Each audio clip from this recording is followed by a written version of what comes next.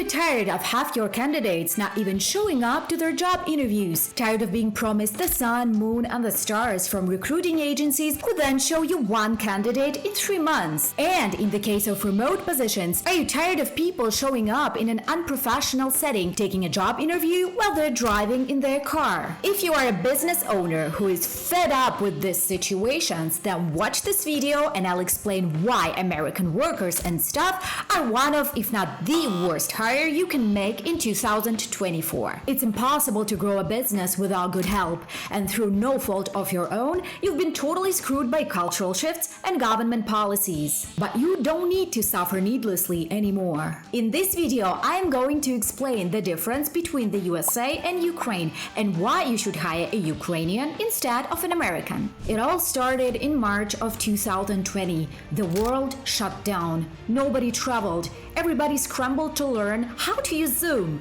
Everybody started working at home. And something else happened. The government started printing money and giving it to people for doing something. Believe it or not, the effects of this are still being felt. The government in America started giving people unemployment if they lost their jobs, which was fair enough in that situation. But some people are still collecting it. That's right, all they have to do to get their unemployment money is to apply to jobs. So what do?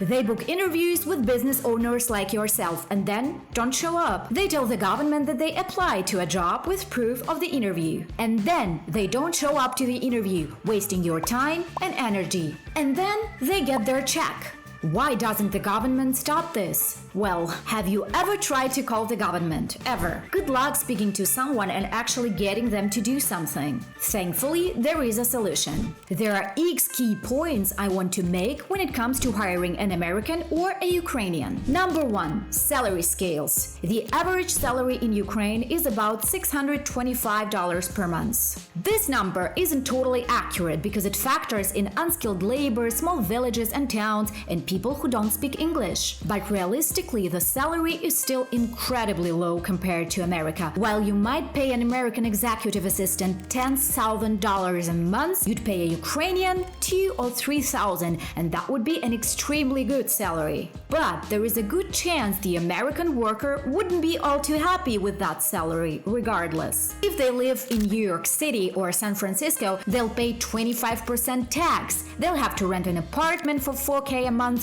They'll need to pay for medical care. They'll need to contribute to their 401k. So that $10,000 salary will be gone in an instant. Whereas someone living in Ukraine would probably be thrilled, and it truly is a great salary. Number 2. Generational gaps. If I, as a Ukrainian, know the jokes about American boomers and how they all hate millennials, then maybe there really is a problem. As our CEO Kyle has said numerous times on this channel, people of his age in America just don't really seem to want to work a lot of the time. In Ukraine, the younger generation has actually grown up in a prosperous and good times compared to other times in Ukraine's history. And while this might seem a bit crazy considering there is a full-scale war going on in my country right now, it's the truth. Communism fell in 1991, and our generation has grown up with a more optimistic view of the future than our past generations. This means we're excited to go to work and advance our career, and we're even more excited to do it in a Western company. And finally, number 3, we care more. American culture has changed a lot. It used to be you'd work at a country for your entire life, or at least a decade. You'd build relationships, you'd be loyal, but people aren't loyal anymore. They see many jobs as a simple stepping stone to another opportunity, and having to replace an employee is never any fun. Whereas many people in Ukraine still do spend long-term periods of their career at companies, and they're even more likely to if it's a good opportunity with a solid pay for where they live. If you are hiring a position that's remote, it's almost a no-brainer to hire a Ukrainian instead of an American. Click the link in the description below to book some time to speak and learn how we work, or download